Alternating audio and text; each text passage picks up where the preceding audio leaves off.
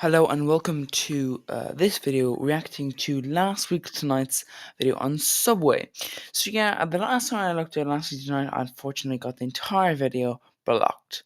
I'm fine with a copyright thing because it is their content, but this video was blocked. So yeah, hopefully we won't have the same problem again. But you know, who knows? Okay, so let's head straight in.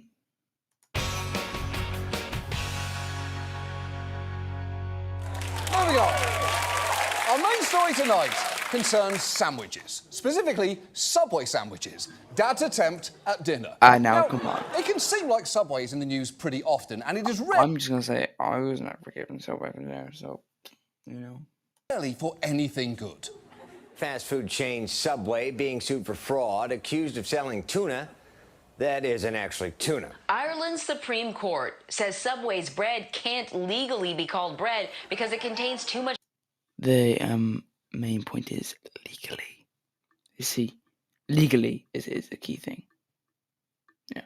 Sugar. Subway customers are filing lawsuits against the global sandwich chain, saying its foot-long sandwiches aren't really a foot long. These are the shocking pictures that started everything. They were posted on a social media site, and one shows a man putting his genitals on what appears to be Subway bread dough, with the caption, "I will be your sandwich artist today." Look, blurred or not, that penis isn't even the most offensive part of that photo. Look at the bread. It looks like a child's... Yeah, that bread is. Although, actually, in fairness to Subway, that bread is somewhat. You can get that bread if you're making bread and you use like really just like plain flour, and like certain ingredients will make your bread like that kind of color. And then you have to cook it, of course, and then it'll change. drawing of Ed Sheeran. And the sad thing is, just by touching the bread with that penis, the penis is ruined forever. You've got no choice but to just throw it in the trash. But of course, when you hear PR nightmare for Subway, your head immediately goes to this man, Jared. He was the face of Subway for 15 years after claiming that he lost 200 pounds thanks in part to eating Subway every day. He even featured in news puff pieces like this one that play a lot differently in hindsight. Jared takes his pants on the road 200 days a year, speaking to kids about nutrition. Everybody needs to make sure they make really, really good, healthy decisions every day, so they never, ever put themselves in a position to have to wear Jared's old pair of pants. Yeah, you heard it. That.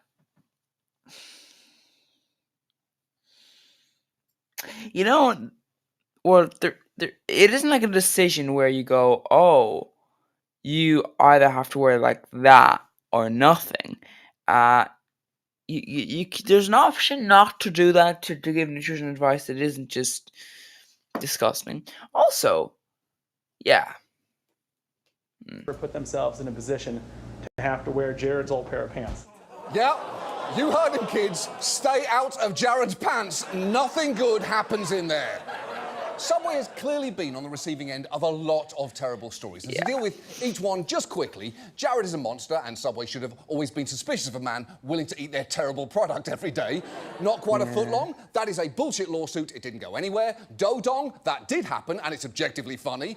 Ireland's court ruling that Subway's bread can't be called bread. The company insists Subway's bread is, of course, bread. No, the issue is not that. The issue, right, is that in Ireland, you have this thing where basically what happens is, let's say I want to sell a product. Obviously, I'm going to have to pay VAT on that because I'm benefiting from the country, so I'm going to have to pay tax on the sale. So I sell the product and I get a little bit of VAT charge in. When you have bread, the VAT is not the same. I'm not sure if there's like no VAT. I believe it's VAT free, but maybe it's not. Maybe it's just a lower end. But that's the point. The point is, Subway would be using the fact that they're calling it bread, and they would be saying, well, it's bread, so we're allowed qualify for the lower tax rate, meaning that Subway can pocket more money.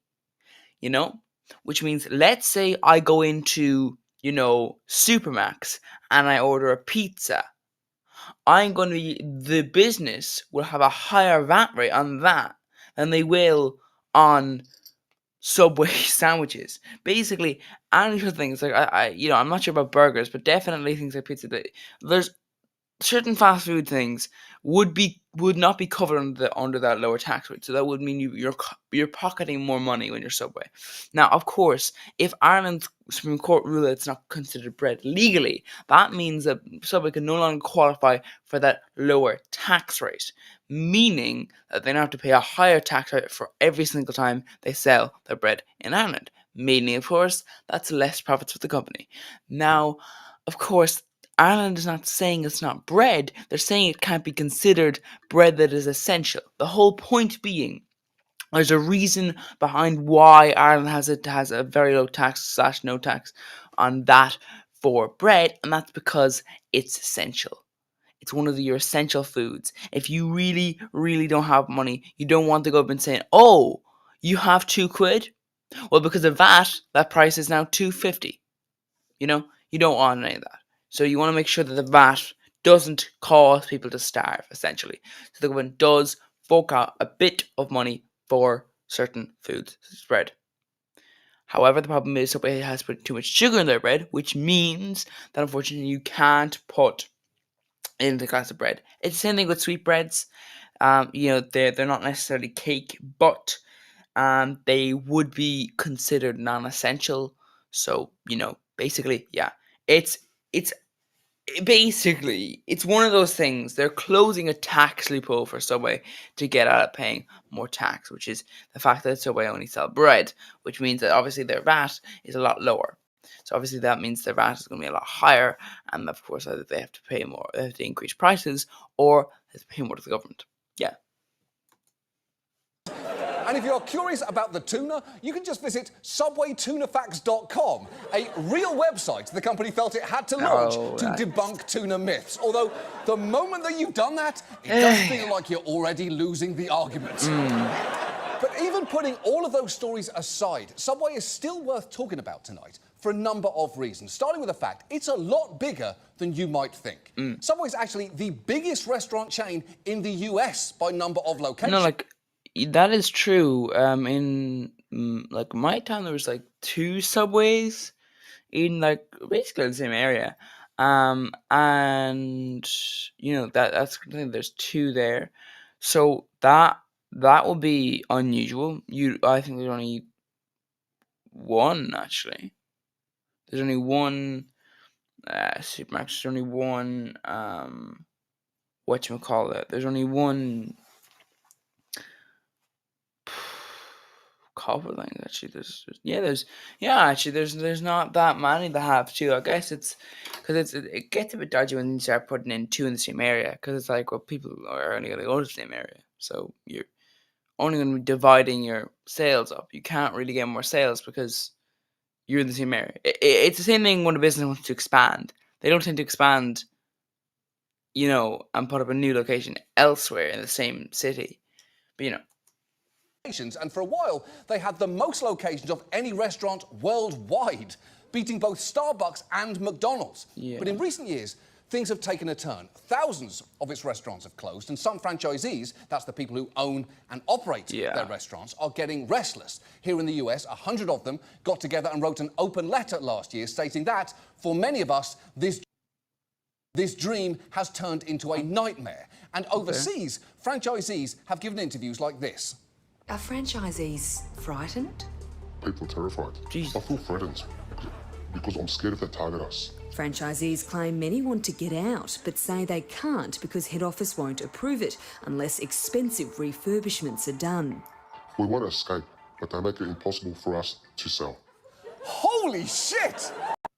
That seems very, very dodgy.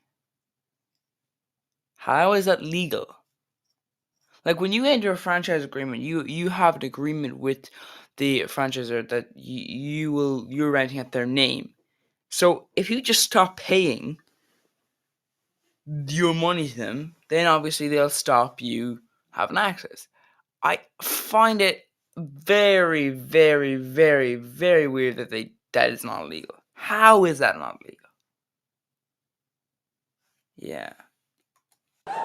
You know it's serious when they use a voice modulator that can only be described as auto-tuned Andre the Giant. Yeah, that's the thing. Like, you do see this sort of thing where, in fairness, though, as I said, with the whole legal thing, a lot of the time, the bigger company is, the less likely it is to actually have to obey the law. You know, it either remakes it, like, so they have a carve out, or, you know, abolishes it or whatever, or just sort of steps around and is just like, yeah, well, no, because legally you have to take a lawsuit against me, but then, of course, I have all the lawyers and you don't, so, you know, who's going to be, you know. And remember, this is about a restaurant that sells ham sandwiches. What's the worst Subway could do to that man? Make him eat one? And if your franchisees are giving interviews like they're in witness protection, and the public is constantly debating if your bread is bread, your tuna is tuna, and whether or not your sandwiches are filled with dicks, something has clearly gone very wrong. So tonight, let's talk about Subway, where it came from, what its business model is, and why there are so fucking many of them. And let's start with a little history. Subway was founded as a single sub shop called Pete's Super Submarines back in 1965 by Fred DeLuca, who ran the company until his death in 2015. And to give you just a sense of what kind of manager he was, the company once distributed a literally not safe for work calendar to its employees, featuring photos of shirtless Subway executives, including Fred as Mr. January. And I have a lot to say about this, the least important of which is, why is this guy in a bathroom?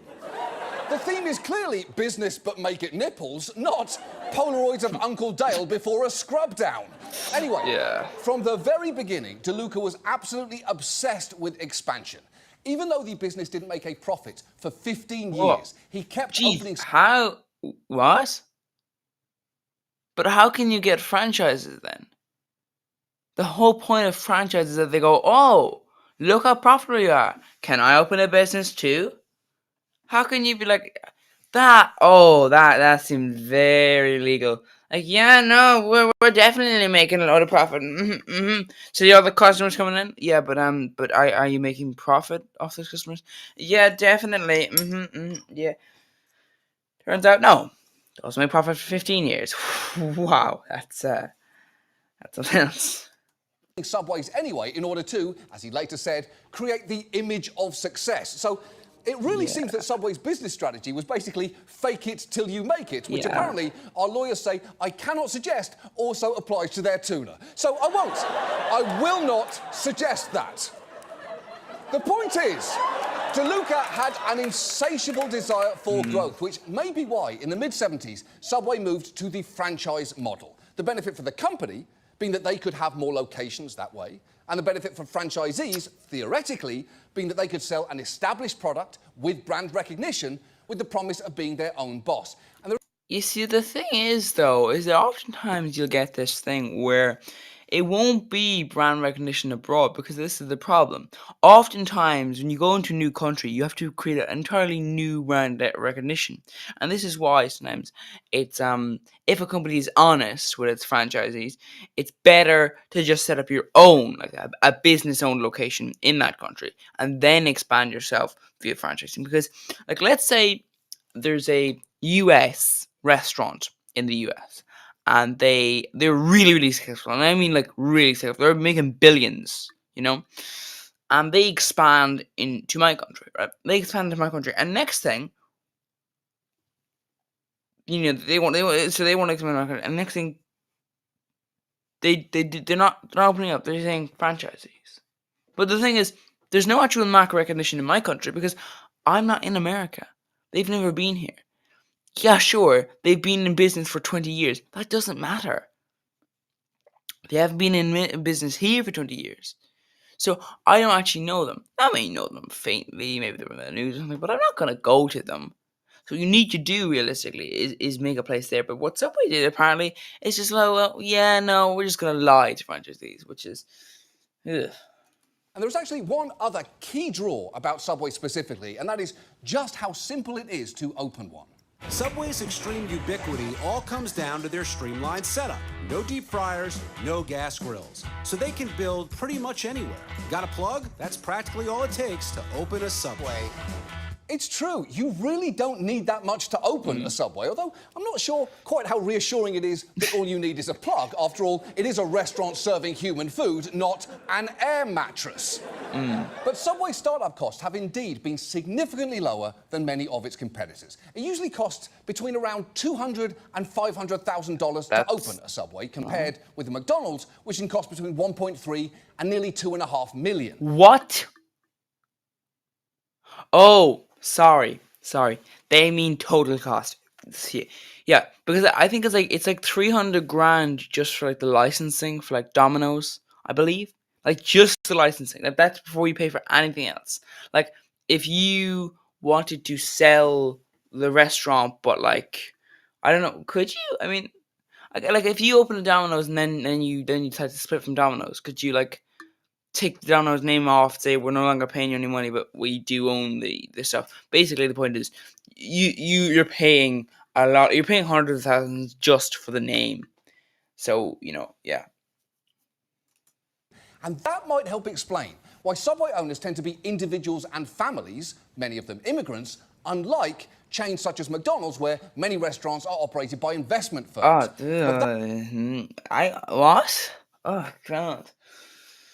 That low entry fee comes with some significant catches. First, Subways bring in a lot less money than other chains. An average one generates around $400,000 a year compared to the average Jimmy John's, which brings in more than double that, or an average McDonald's, which generates over $3 million. But on top of that, an average McDonald's makes $3 million.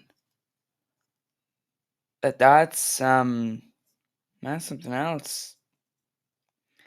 That is something else. Ooh. Yeah. Right, okay. Subway franchisees also have to pay a lot more of what they make back to their company.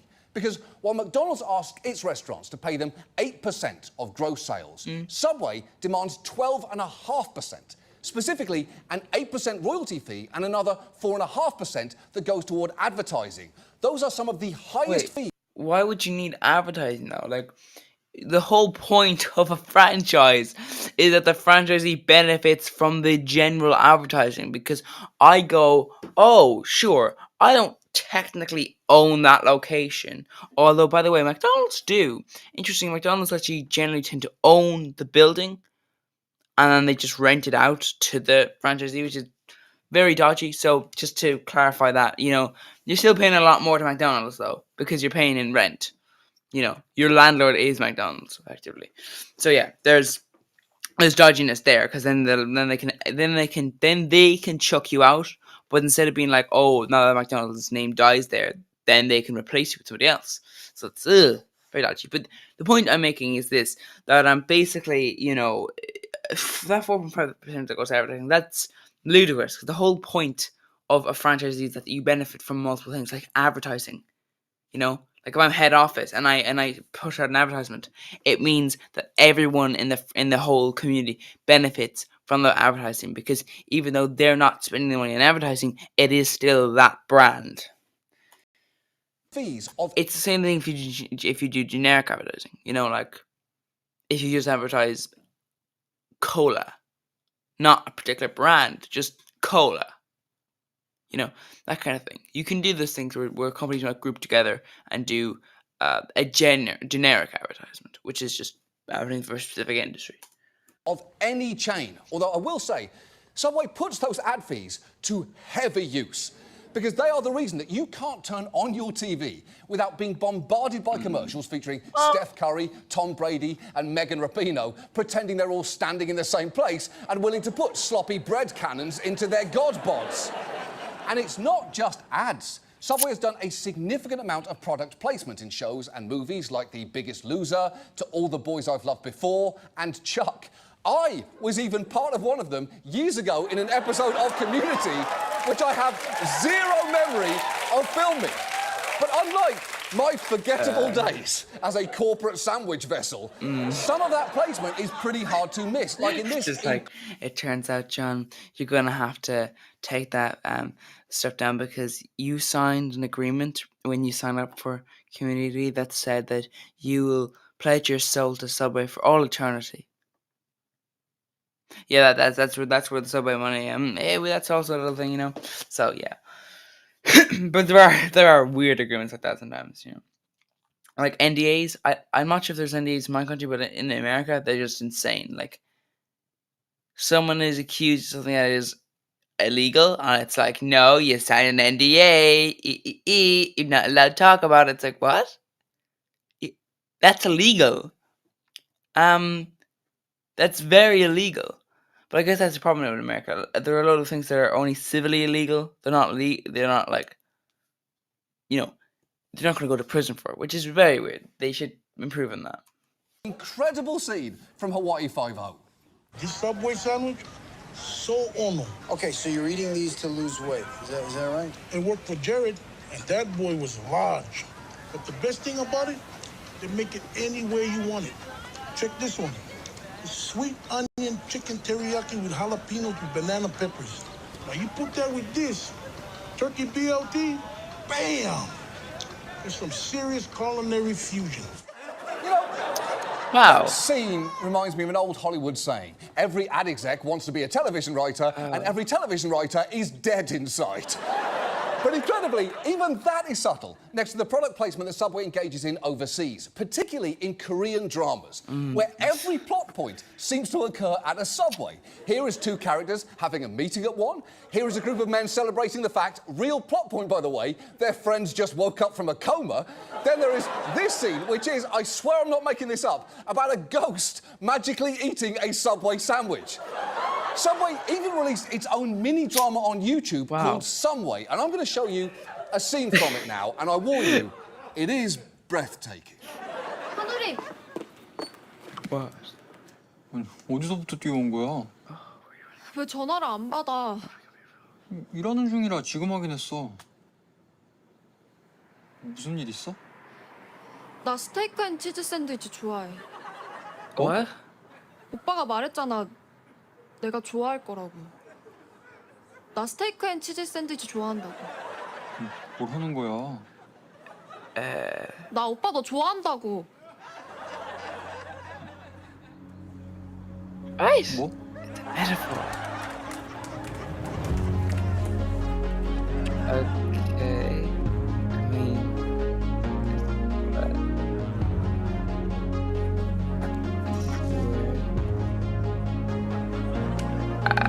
what? What's going on? It's good. I mean, it's really good. And not that you need it, but here is some context. That character was dating this guy who works at Subway, and every day she ordered the plant-based sandwich because he recommended it to her, until one day, this guy, who, wait for it, also works at Subway, recommended the steak and cheese sandwich for her to mix it up. The sandwiches were a metaphor, you see. Now she had a decision to make. Stay with her usual or go with a new flavour. Which will she choose? Plant or steak? Tried and true or new and exciting? Obviously, she chose the steak, which is why we got that kiss in front of a Subway franchise. It's art, and it's cinema, and it's sandwiches. Okay, I mean, not very good to your steak, but you know. I'm just saying best to stick with the plant-based thing, you know. The point is, Subway advertises a ridiculous amount, and its franchisees benefit from that brand building. But in return, Subway expects them to work... That's the thing, though. That's the whole point. You can't just be like, well, you benefit from advertising. That's why we're charging an advertising cost. The whole point is, you do too, main Subway house. When you advertise, everyone benefits. That's the whole point. You know? That's the point of franchising. You're not supposed to pay for advertising. The whole point is, you're already paying. By paying to license the name. Work very hard. Something made painfully clear in this video, created by a regional office, which takes a bit of a turn halfway through. When you buy a franchise, you enter into a family. No. The Subway You family. enter into a contract. When you buy a franchise, you don't enter into the Subway family because there's franchises for loads of businesses. It seems a bit egotistical if you're just like, yes, any franchise, you become part of the Subway family. And you don't hurt family, would you? No. You'd never hurt family. Right? We must own what is ours to own. We must lead what is ours to lead. Okay. Whether you sell sandwiches, develop stores, or evaluate operations, we must do our part to the best of our ability. Why? Because in this family, people matter. So we don't let people down by being lazy. Okay, that's just being offensive. Okay, I am sick. Can you understand the amount of people in corporate businesses that are just super bloody lazy? The problem is that the people who are lazy are the people towards the top. So it's very, very hard for them to be fired. That's the thing. So basically, if you're going to start talking about laziness, you're going to have to get away with loads of your top people. Just shove them out because a lot of them are lazy. Same thing with CEOs. The study was done. Most CEOs are actually detrimental to the company. It's better off just to have a general manager. Just not have a CEO basically. We don't complain about each other's work. We don't feel sorry for ourselves, and we certainly don't give. We don't feel sorry about ourselves. It's just like, yes, you did break your leg on work, but don't feel sorry for yourself because you're in intense pain because we didn't bring you to the hospital. You make sandwiches now. Make them. It's like, no, you can't just. Oh, this is the problem with corporate messages, Give up.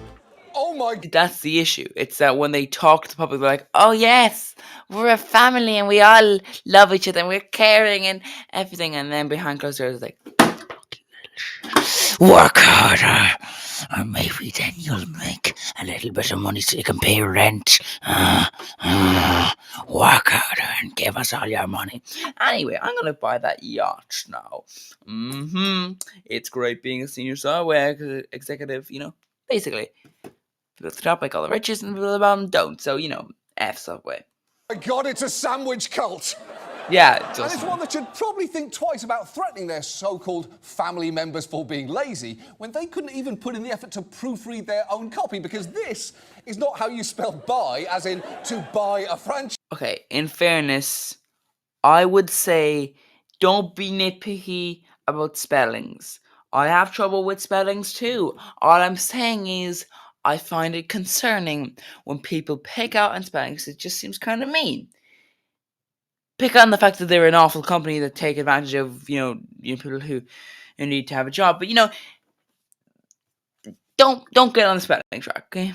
Franchise, and they've left out the word "to" in this sentence, but to whoever made that video, don't worry. After all, it's only 2 little mistakes. There's no need to feel sorry for yourself. Come on now.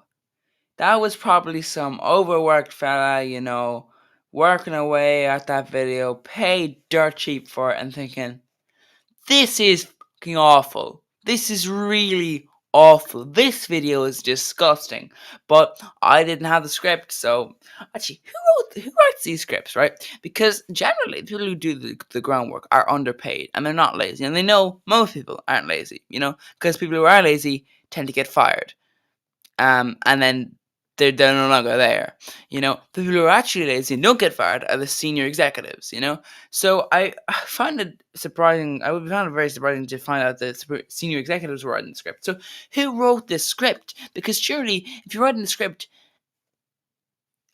I mean, like what? And the thing is, there is only so much a franchise owner can do to increase their earnings, as they are largely at the mercy of decisions their parent company makes. So, if Subway decides to change the menu or redesign the stores, franchisees may be on the hook for those costs. Also, if the company announces a promotion or a discount, stores may have to go along with it, even if it is a money loser for them. Interestingly, that is true. That's a lot also what in historical means what, for example, Britain did to a lot of its countries like Ireland, like Scotland, like Wales, where basically they would say, okay, we're going to introduce this policy, and let's say it was increase tax on farmers but lower it on industry, So that would be okay. Well, I mean, we're making the same amount of money, and let's say farmers are making a bit of a killing in England. Problem is, they're not in Ireland, and that's the issue. The point is that when you have an empire, it tends to be dodgy, and this is the same point. This is like the Subway empire. Empires are not good; they're awful. Don't build an empire, because empires, as you can see, are awful. Now, of course, they're not awful for you. They're not bad for you. They're good for you, actually. But they're just not good for everybody else. And it gets even worse because those already ridiculously tight margins have been exacerbated by Subway's long-time obsession with expansion. For decades, franchisees have complained about Subway allowing locations to open near each other and cannibalising their business. In fact, here is the head of a franchisee association discussing the problem back in the 90s. What they tell you when you buy that franchise is, don't worry, we wouldn't put another franchise too close to you. Why would we do that? Why would we want to hurt you like that? You're one of our partners. Reality is, they're going to do whatever they can do that's not written in black and white, and they do it. Okay, first, that is some very dramatic camera work, but also, power bangs is completely right there. In fact, to this day, Subway franchisees are told that you will not receive an exclusive territory, and their contract states, we and our affiliates have unlimited rights to compete with you, meaning a Subway could open right next to yours and cut your sales in half. And none of this really affects Subway corporate. The thing is, they probably will cut your sales in half anyway, even if they're not located right next to you. In fact, if they're located right next to you, one of you is more likely to take over. You know, it's the issue of when they're spread apart, but in the same area. Then it's this issue of like, well, you know, they still get their royalty fees on any sale, plus a $15,000 franchise fee for every new store that's opened. That is why a $15,000. 15,000 is pretty low, and that's the thing. Maybe he's going to explain it, but that's probably why people set it up. Franchise fee for every new store that's opened. That is why these stores are fucking everywhere. There are literally 10 Subways in a 1 mile radius of where I am sitting right now. You could go to all 10 stores, order a footlong at each, and be back here in less than an hour. And the reason I know that is, I did that. And frankly, I'm instantly regretting my decision. Look, there's some Subway sandwiches, right? And I've been to Subway once, twice, where they're actually nice. I've seen them before. I remember I used to stare in and used to smell the sugary bread coming out of the door each time someone passed. Yeah, I'm kind of sad, but the point is that's disgusting. Those sandwiches are repulsive. You try a different sandwich. Because now this entire studio is about to smell like a Subway, which, as we all know, is the exact smell of what if bread could fart. And all of this was by design. Fred DeLuca even once attempted to convince a journalist that more Subway locations raises everyone's revenues by referencing a graph his 24-year-old son made, which an economist later reviewed, saying, in my view, this tells us absolutely nothing. If this is true, then why not have 15 Subways on the same block? Wouldn't they all be doing splendidly? Yeah. The answer is obviously not. And that is a lot of sass coming from an economist.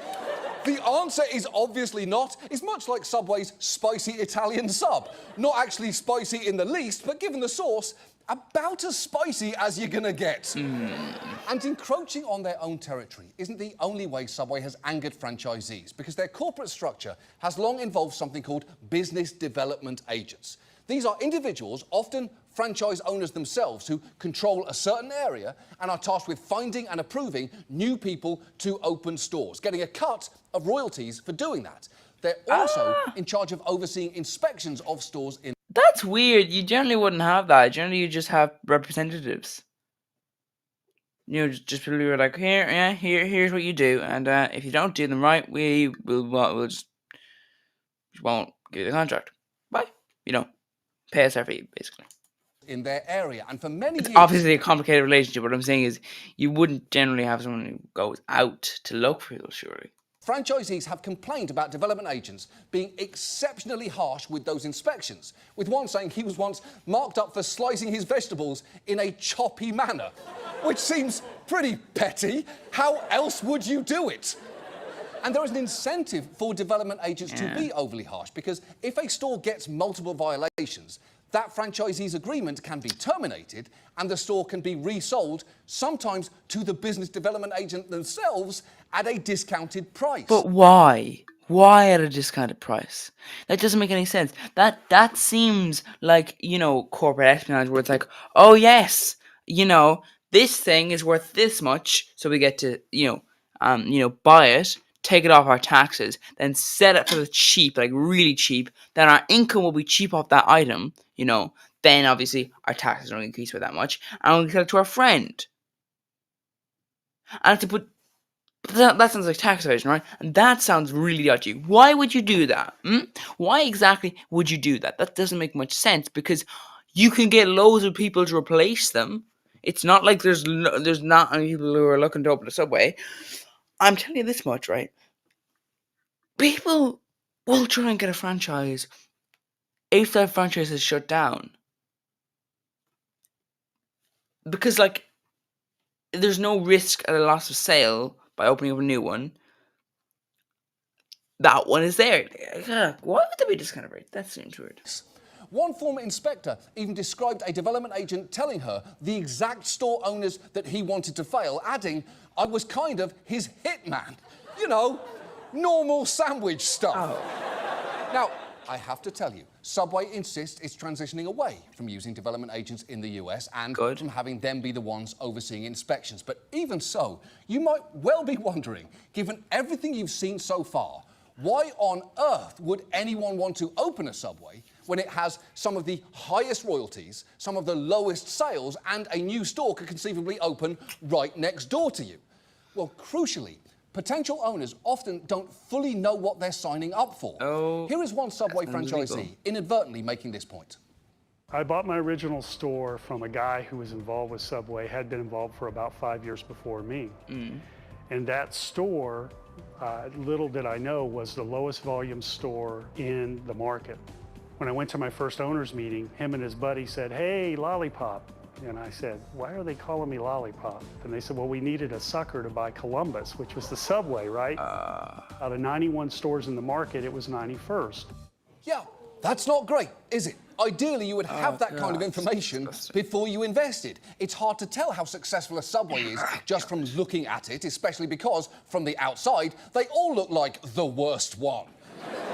Currently, there is no easy way to find out what you might earn before you open a new Subway for 2 reasons. That seems illegal, but... First, the company won't tell you. Generally, when it comes to franchises, the FTC requires that you are provided with what's called a franchise disclosure document, giving you important information before you invest. But it doesn't require companies to include any details about how stores do financially. Now, some companies do provide this, but it's voluntary. How is that legal? Come on, the problem I think, right, with certain laws is that they give really, really specific language. So it's like, this particular action by businesses is considered fraud. And the reason, of course, that law passed is because no company committing an action or unable to not commit that action is going to be paying the people in government. Firehouse Subs, for instance, has 17 pages dedicated to financial performance. Burger King's includes 11 pages. But Subway has just 2 paragraphs in which they say, "We do not make any representations about a franchisee's future financial performance." It's not about future financial performance, though. You're saying the previous performance, So I'm not sure. Maybe the US is different, but that should definitely be illegal, right? Or the past financial performance of franchised outlets. Instead, Fred DeLuca encouraged potential owners to simply do this. What we really want people to do is go find out from other franchisees rather than relying on what we might tell you. It's much better experience to talk. No, it's not. You see, let's say I buy I'm considering buying a phone. I wouldn't go and see other brands of phones and go, "Oh, look, this phone is really, really good." It's like, but you're thinking of buying that phone. You need info on that phone, though. That's very similar. I was thinking that's kind of similar to that. You can't just be like, "Oh, I'll go to other people," but you might go to the most successful franchise in the history ever, and then next thing you know, it's like, "Oh, no, turns out, your one though is the worst." So it's just God. Talk to 10, 20 franchisees. Some will be doing very well, some won't do very well, and you can then size up the business. Yeah, or you could just tell them instead of making them go to 20 different Subway stores. I guess luckily for them, you can find 20 of them on any one block in America, but it's really the principle of the matter here. But getting accurate info can be very hard to do. For starters, some franchisees may be reluctant to speak because a few years ago, Subway added an aggressive non-disparagement clause in their contracts. While it's true that there is now a carve-out saying you're not prohibited from sharing information in good faith with any prospective franchisees, as one of them told Congress a few years ago, many are reluctant to trust someone calling and asking questions, and for obvious reasons. So people always talk about doing due diligence in the industry before they buy a franchise. Well, one of those parts of the due diligence is calling existing owners. Most franchise agreements have that non-disparagement clause in it. I can tell you if I'm in one of my stores and somebody calls me and starts asking questions, and let's say I have a negative experience, am I going to really say so? I don't know who's on the other end of the line. Exactly. Yeah. You have no idea who might be calling. It's frankly all the more reason why you should just never answer your phone. Calling people is for divorcees and serial killers. I haven't answered my phone in 10 years now. Either text me or forget me. And look, lots of the problems you've seen tonight exist in some form with almost all franchises, but Subway in particular seems like the absolute worst. And for years, their store owners have begged them to be less restrictive, with some even releasing that open letter last year, complaining about many of the things that we've mentioned tonight and alleging whenever they've spoken out about any of these issues to the media, they've been silenced by cease and desist letters, biased arbitrations, and forced non-disclosure agreements. But rather than listening... Once again, NDAs are very dodgy. ...to that, Subway's made things even worse for them.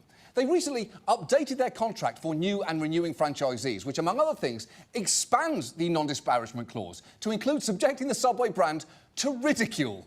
Which, come on, Subway. You are the one who made your new logo two arrows 69ing each other. The call is coming from inside the house here. It is frankly no wonder. One restaurant industry expert said no one in their right mind would sign the new agreement. So what can we do here? Well, I know that your instinct might be to now never go to your local Subway. It may have been your instinct before this segment began, and honestly, it remains a good one. But it's worth remembering, some have spent their life savings on these stores, believing the promise they could be their own boss, and are now stuck in a business model. The thing is, though, like, it's that whole issue of, oh, if you boycott the business, all the other people will fail too. Yeah, there are ways around that. Drastic ways, but still ways around that. That was stacked against them from the start.